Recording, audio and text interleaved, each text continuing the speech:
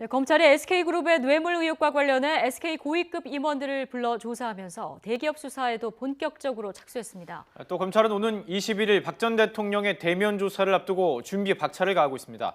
취재 기자 연결해보죠. 김수환 기자. 네, 서울중앙지검입니다.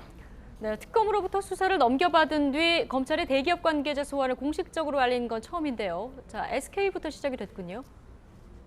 네, 검찰은 오늘 오전 10시부터 김창근 전 SK수펙스 추구협의회 의장, 김영태 전 커뮤니케이션 위원장과 이영희 SK브로드밴드 사장까지 3명을 같은 시간에 불러 조사하고 있습니다. 3명 모두 중앙지검 현관 앞 포토라인에 서지 않고 다른 통로로 올라가서 카메라에는 제대로 잡히진 않았습니다. 다만 김 전 의장과 이 사장은 검찰 건물 안에서 취재진과 마주쳤는데요. 김 전 의장은 올라가서 열심히 성실히 조사받겠다고 하면서 안 전 수석에게 최태원 회장 사면과 관련된 문자를 보낸 내용에 대한 즉답을 피했고, 이 사장도 물어보는 질문에 잘 대답하겠다면서 최 회장의 사면에 개입한 바가 없다고 말한 뒤 올라갔습니다. 김 전 회장은 지난 2015년 8월 안종범 전 수석에게 최태원 회장을 사면 복권시켜 주신 은혜를 잊지 않고 있다는 내용의 문자를 보낸 사실이 지난 1월 최순실 씨와 안 전 수석의 3차 공판에서 공개되기도 했습니다. 또 김영태 전 위원장은 지난 2015년 8월 수감 중이던 최태원 회장을 만나서 왕 회장이 귀국을 결정했다. 우리의 짐도 많아졌고 분명하게 숙제를 줬다고 말해서 왕 회장은 박 전 대통령을, 귀국은 사면을, 숙제는 미르와 K스포츠 재단에 대한 지원으로 해석될 수 있다는 관측이 나오기도 했습니다. 검찰은 SK가 미르와 K스포츠 재단에 100억 원대 기금을 낸 것과 최태원 회장의 사면 결정, 그리고 SK의 면세점 신규 선정 과정에 대가성이 있었는지 의심하고 있습니다. 앞서 검찰은 지난 13일 면세점 사업을 담당하는 관세청 직원 2명을 불러서 SK와 롯데그룹의 면세점 신규 허가와 관련해서 특혜 정황이 있었는지 등을 추궁했습니다.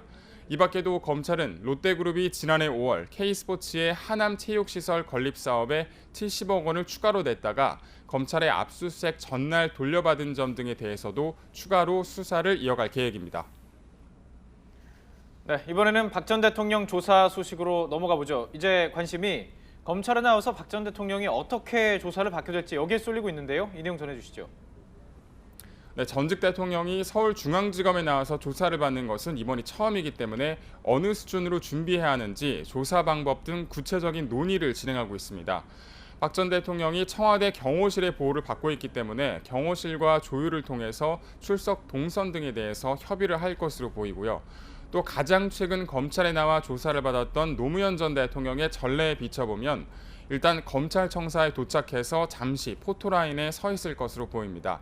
경호상의 문제로 기자들이 직접 옆에 붙어서 질문하지는 않고 일정 거리를 두고 질문하는 형식을 취할 가능성이 큽니다. 그 뒤 최순실 씨가 지난해 조사를 받았던 중앙지검 7층 영상녹화실에서 한웅재 형사 8부장과 이원석 특수 1부장과 번갈아 가면서 마주하게 될 것으로 보입니다.